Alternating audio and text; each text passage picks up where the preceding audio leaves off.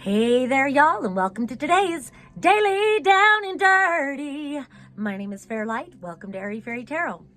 All right, y'all, so the message for today is about slow and steady movement forward, slow and steady progression. So, and that is shown in these two cards.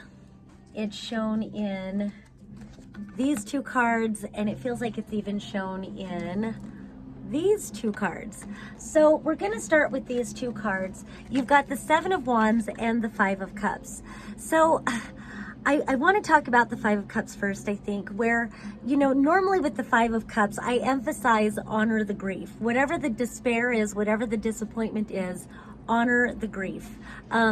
Normally, traditionally in the Rider-Waite or whatever, it'll show a person in a black cloak and they're crying over 3 spilt cups.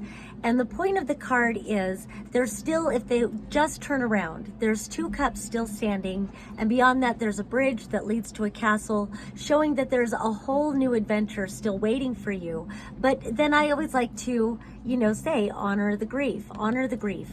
But then this message seems to be more about maybe give more of your energy to the 2 cups behind you, and there's more to it. So with the Seven of Wands, this is like you have really had to fight your way to higher ground above whatever this attack represents, and these two being combined, it feels like the grief is ongoing, and maybe you're in a situation that you feel like you need to defend yourself, and finally you've gained this higher ground, and so and because this has its back to this and this has its back to this, it's kind of making me think it's reminiscent of those 2 cups still standing in the adventure on the way.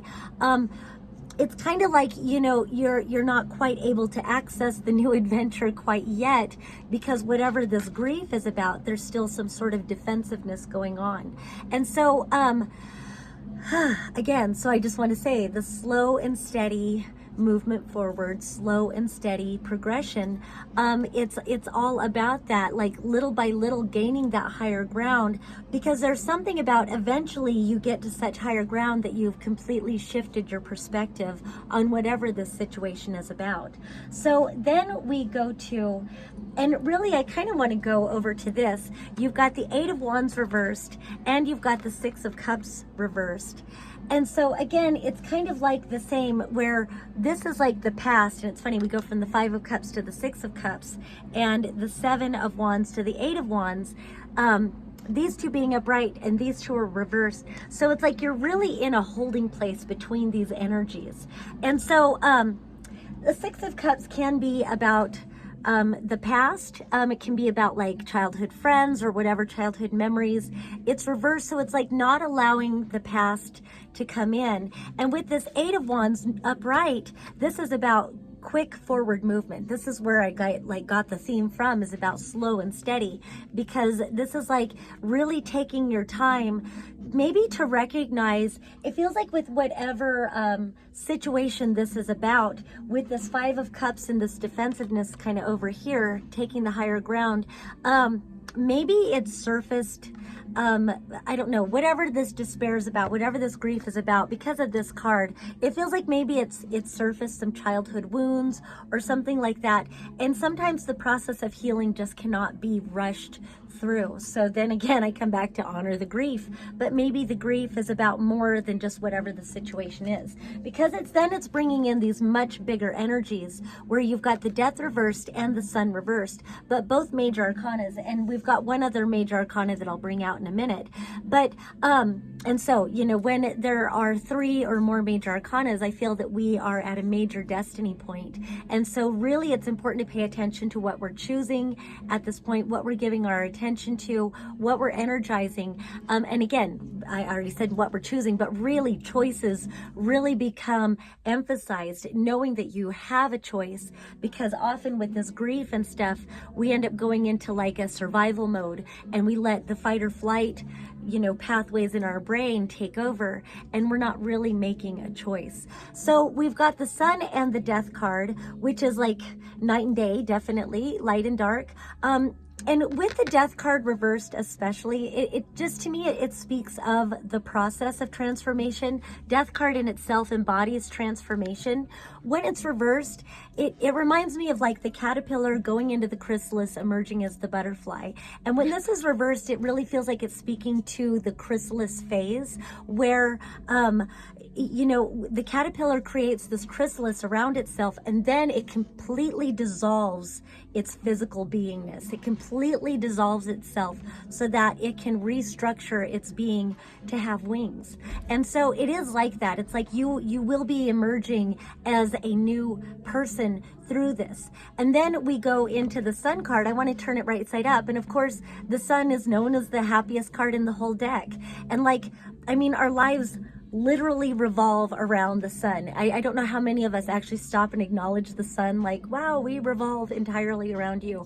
But whether we acknowledge it or not, our lives revolve around the sun. It is our life giver. And so the sun within us, it is our brilliance. It's our authentic light, it's our shine, it's our freedom, it's our expression, it's our joy, it's all of these things. And often there's a naked child on a horse, so it's like our freedom to be our most authentic selves. And so with this being reversed, it does kind of feel like you're on this journey of self-discovery. And so whatever this process that you're bringing through, it feels like it is a process. It's taking your time through the process will really serve you.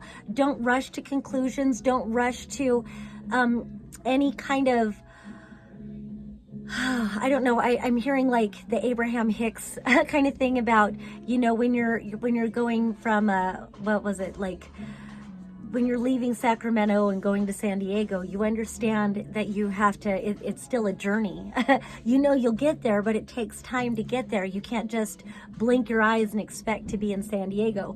And it does kind of feel like that. Whatever this sun, you know, represents for you, whatever leads you to your greatest brilliance, whatever it is, it really looks like, you know, taking your time and allowing the story to unfold, allowing information to show itself, allowing yourself to come out of fight or flight. Because with this, it does feel like there's a defensiveness, and moving out of fight or flight into a greater present moment awareness, really embracing the light of your consciousness, embracing your truth, and finding the courage to live and be and speak your truth, and allowing that to illuminate the pathway, and just knowing that there is no rush. This is character development, if you want to look at it that way, and it's worth the developing. It's like, you know, even though there's no earth cards here, it is very much like you've planted seeds. It's worth nurturing them to their most healthiest potential. You are worth nurturing to your healthiest potential and allowing this process. So then we end with the Knight of Swords and the Devil card reversed. This is the other major arcana. Again, it is reversed, just like with these other cards. And so it's part of this process in this illumination. I think it is uncovering, you know, the chains that bind us, representing, you know, what in our minds, what in our thoughts, what in our beliefs, what in our words, what in our interactions and our communication, what is connected to releasing us from this bondage. And the bondage can just be, you know, codependency in itself, or any kind of addictive, toxic behavior. And in light of all of this, it's whatever that is, self-sabotage, anything like that, and really getting clear on your truth and delivering that. I love that there's this whirlwind. It's very fast-moving, communicative energy, which is funny because in contrast to the rest where it's like being very slow-moving. But it does feel like if there's anything that you're quick to do, be quick to speak your truth. Be quick to acknowledge if anybody is gaslighting you. Be quick to acknowledge if somebody is not taking accountability. Be quick to acknowledge if you're not taking accountability. Be quick to acknowledge all of these things, and be quick to course correct, slow down, do some breath work, and slow and steady, you know, wins the race. All right, that's all I have for today. Peace and love until next time.